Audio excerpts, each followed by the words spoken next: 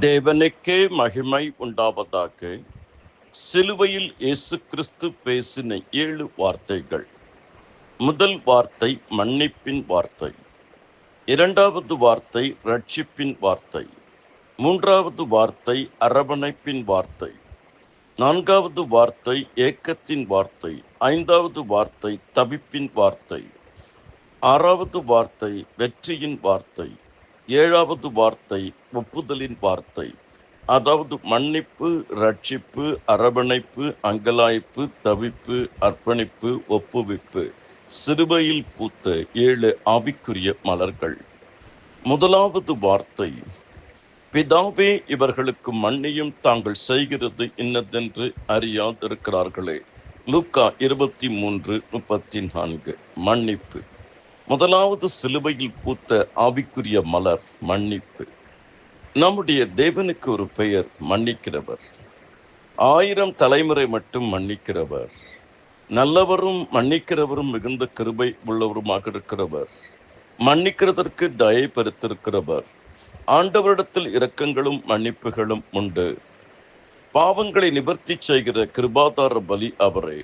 அவருடைய இரத்தத்தினாலே பாவம் மன்னிப்பாகிய மீட்பு இவருக்குள் நமக்கு உண்டாயிருக்கிறது. யாத்திராகமம் 34:7, சங்கீதம் 86:5, ஏசாயா 55:7, தானியேல் 9:10, 1 யோவான் 2:2, எபேசியர் 1:7. பிதாவே இவர்களுக்கு மன்னியும். சிலுவையில் ஜெபத்தோடு இயேசு கிறிஸ்து முதல் வார்த்தையை தொடங்குகிறார், பிதாவே. ஒவ்வொரு கிறிஸ்துவனும் ஜெபத்தோடு தொடங்க வேண்டும் வாழ்க்கையை, வாழ்நாளை என்பதை சிலுவையிலே அங்கு வலியுறுத்தி பேசுகிறார். ஒருவரை ஒருவர் தாங்கி, ஒருவர் பேரில் ஒருவர் குறைபாடு உண்டானால் கிறிஸ்து உங்களுக்கு மன்னித்தது போல நீங்களும் மன்னியுங்கள். மன்னிக்கிறதுனாலே புது வாழ்வு, மறுவாழ்வு, நிலையான வாழ்வு கிடைக்கிறது. இரண்டாவது, கர்த்தர் மன்னித்தவர். விபச்சாரத்தில் கையும் மையுமாக பிடிக்கப்பட்ட ஸ்திரீயை அவரிடத்தில் கொண்டு வந்த பொழுது இயேசு கிறிஸ்து, உங்களில் பாவம் இல்லாதவன் கல்லறியும் என்று சொல்லி அவர் குனிந்து தரையில் எழுதினார். இனி போ, பாவம் செய்யாது, நானும் உன்னை ஆக்கினைக்குள்ளாக தீர்க்கிறதில்லை என்று மன்னித்தவர். யோவான் 8:1-12.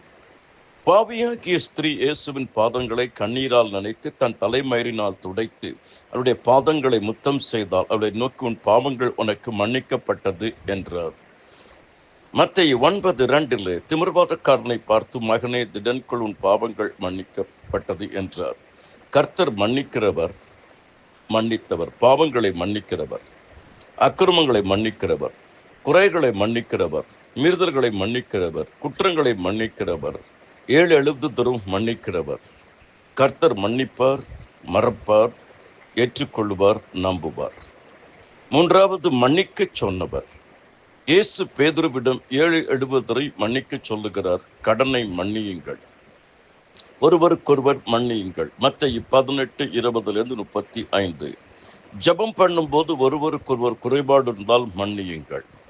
கிறிஸ்துவுக்குள் தேவன் உங்களுக்கு மன்னித்தது போல ஒருவருக்கொருவர் மன்னியுங்கள். கிறிஸ்து உங்களுக்கு மன்னித்தது போல என்று சொல்லி எபேசியர் 4:32, கொலோசியர் 3:13.